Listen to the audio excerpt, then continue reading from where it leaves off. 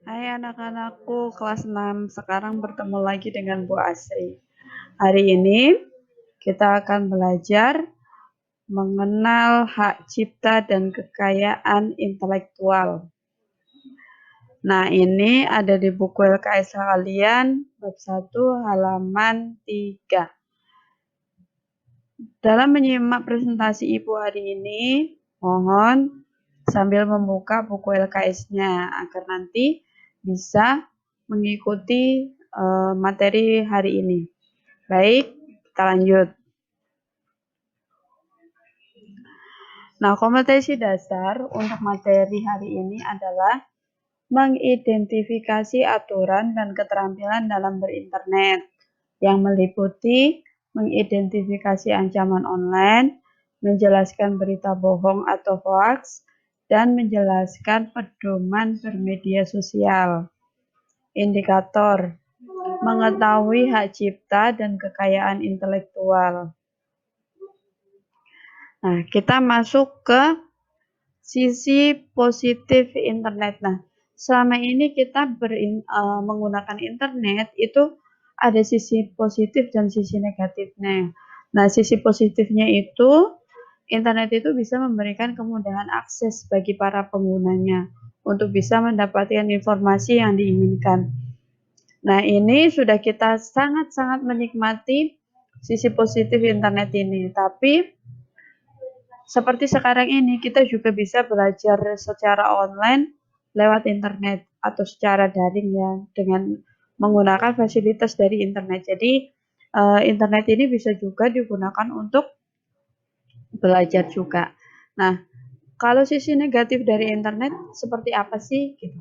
Seperti yang telah kita ketahui, banyak sekali juga sisi negatif dari internet, yaitu pelanggaran hak cipta, mengambil data sebagian atau keseluruhan dari konten internet yang ada. Terus tapi tidak menyertakan sumbernya. Nah, itu disebut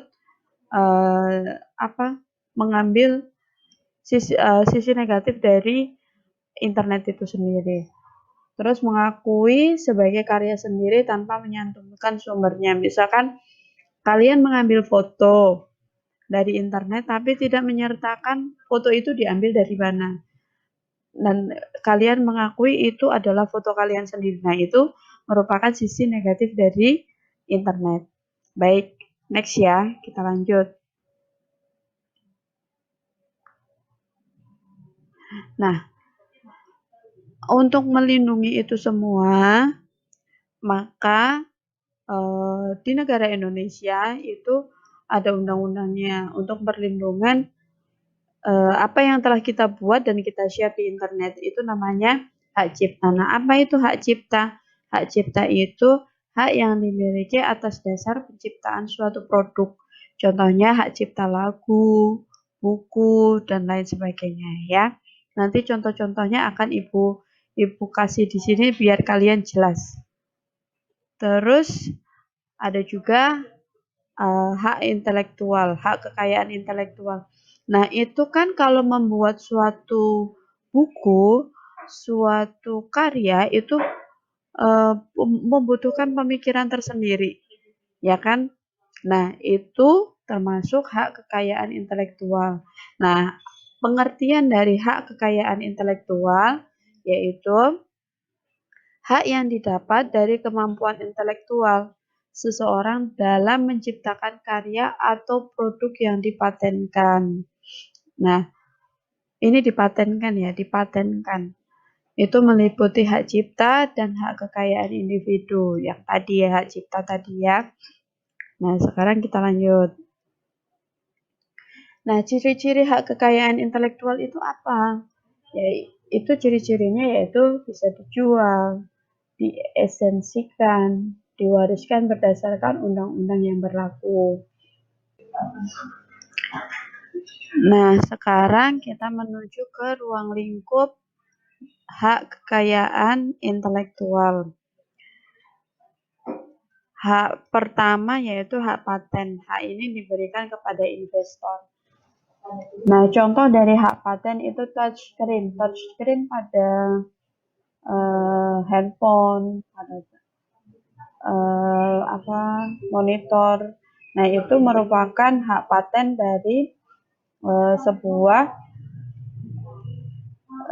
produk. Nah, yang kedua adalah tablet, yang ketiga adalah slide. Nah, itu semua adalah hak paten yang diberikan kepada investor. Contohnya ya.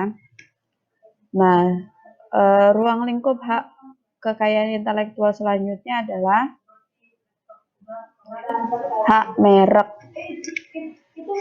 Sebuah brand yang digunakan untuk identitas atas jenis usaha. Nah, di sini dibedakan menjadi dua, yaitu merek dagang dan merek jasa. Merek dagang yaitu merek yang digunakan pada barang, misalkan Microsoft, orang tua, Sosro, Coca-Cola, dan masih banyak lagi. Kalau merek jasa yaitu merek yang digunakan pada jasa, misalkan Pos Indonesia, Tiki, JNE, itu kan jasa, mereka menjual jasa pengantaran, jasa pendidikan, dan lain sebagainya. Nah, ruang lingkup hak kekayaan intelektual selanjutnya yaitu hak cipta. Hak yang dimiliki atas dasar penciptaan suatu produk. Nah, contoh-contoh hak cipta itu apa saja? Misalkan software atau program, buku atau karya tulis, lagu, tarian, drama, fotografi, seni lukis atau motif atau batik atau kaligrafi atau gambar, arsitektur, sinematografi, tafsir atau terjemahan. Nah, ini semua merupakan ruang lingkup dari hak kekayaan intelektual, hak cipta. Nah, selanjutnya adalah indikasi geografis. Ini termasuk juga dalam ruang lingkup hak kekayaan intelektual, yaitu tanda suatu produk yang dihasilkan dari daerah tertentu sesuai kondisi geografisnya. Misalkan apa? Contohnya yaitu ubi Cilembu. Nah, ubi Cilembu itu asalnya dari Jawa Barat. Terus salak Pondo. Nah, itu juga berdasarkan daerah. Terus kopi Robusta. Nah, kopi Robusta ini juga berdasarkan daerah. Tenun ikat Sika. Nah, ini juga berasal dari daerah. Nah, ini semua termasuk dalam ruang lingkup hak kekayaan intelektual pada indikasi geografis. Pokoknya kalau yang indikasi geografis itu ada nama tempatnya gitu loh. Yang nggak selalu ada nama, pokoknya berasal dari suatu daerah gitu yang ada di Indonesia. Oke, baik. Selanjutnya adalah perlindungan varietas tanaman. Ini juga termasuk dari ruang lingkup hak kekayaan intelektual.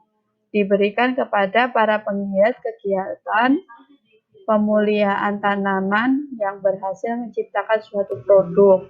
Nah, misalkan ini yang dicontohkan di buku kalian yaitu bunga lipstik. Nah, ini sudah terdaftar dalam perlindungan varietas tanaman di Indonesia. Contoh lainnya yaitu anggrek, terus varietasnya Puspa Innai, terus anggur yang varietasnya Jesro. Nah, itu semua adalah perlindungan varietas. Nah, ruang lingkup hak kekayaan intelektual selanjutnya yaitu desain industri. Sebuah desain yang merupakan gabungan dari garis, warna, bentuk, dan lainnya yang menjadi ciri khas dan logo suatu produk. Contoh yang pertama, produknya yaitu Apple, di mana desain produk ini sangatlah familiar untuk kita, yaitu kalau Apple pasti gambarnya apel dan ada yang digigit seperti ini. Terus kalau logo produk, misalkan Ferrari ini untuk mobil, nah itu pasti ada logo kuda jingkraknya seperti ini. Nah, itu kita sudah termindset di pikiran kita kalau logo Apple itu ada gambar apel berlubang. Kalau Ferrari itu pasti ada logo kuda jingkraknya. Nah, itu sudah menjadi ciri khas dari desain produk yang dipatenkan. Kita lanjut. Nah, tindakan yang melanggar hak cipta maupun kekayaan intelektual, misalkan di bidang fotografi, yaitu memajang foto karya orang lain tanpa izin pemiliknya. Terus yang kedua, pembajakan software, misalkan Microsoft Word. Nah, ini banyak sekali dibajak di Indonesia. Hanya beberapa yang bisa dihitung yang menggunakan Microsoft Word asli dari Microsoft-nya. Nah, ini sebenarnya nggak boleh, cuman ya di Indonesia pembajakan itu seperti sudah biasa.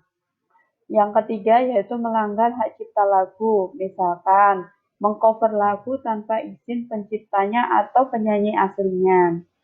Yang keempat yaitu membacakan konten website, misalnya mengambil makalah yang ada di website tertentu tanpa menyertakan sumbernya. Nah, itu disebut membacakan konten website. Nah, tugas ini Ibu minta nanti dikumpulkan sebelum jam 5 sore ya. Ibu minta dikumpulkan sebelum jam 5 sore. Sudah dikirim ke Bu Asri. Kenapa? Kalau kelewat dari jam 5 sore, nanti Ibu masukinnya ke daftar nilai Ibu sampai tengah malam nanti. Ya, jadi Ibu Asri batasin sampai jam 5 sore. Nah, untuk tugas ini bagi yang tidak mengumpulkan, Ibu anggap dia alfa atau tidak masuk kelas hari ini. Terus untuk yang mengumpulkan telat, misalkan Bu Asri kan batasin sampai jam 5 sore. Nah, ternyata dia mengumpulkan sampai dikumpulkan tugasnya itu misalkan jam 10 malam. Nah, misalkan ini benar semua, jawabannya benar semua. Nggak akan Bu Asri kasih nilai 100. Nah, itu konsekuensi dari ketepatan pengumpulan tugas untuk tugas hari ini. Semoga bisa dimengerti oleh anak-anak semua untuk tugas hari ini. Ya, ini ya, tugas yang dikumpulkan terlambat dari ketentuan akan diberikan nilai tersendiri walaupun jawabannya benar semua. Yang tidak mengumpulkan tugas dianggap alfa atau tidak hadir. Nah, itu konsekuensinya ya. Nah, untuk presentasi atau materi hari ini, Bu Asri cukupkan sampai di sini. Sampai bertemu di materi selanjutnya.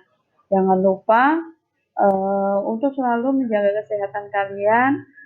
Sering cuci tangan kalau habis menyentuh gagang pintu ataupun menyentuh uang dan pergi keluar selalu terapkan protokol kesehatannya nak ya. Biar kalian semua besok kalau pas waktunya bertemu dengan Bu Asri atau tatap muka bisa sehat semuanya. Jangan lupa pakai masker kalau keluar dari rumah dan selalu jaga jarak. Terima kasih. Sampai bertemu di pelajaran yang akan datang di minggu depan. Sampai bertemu lagi.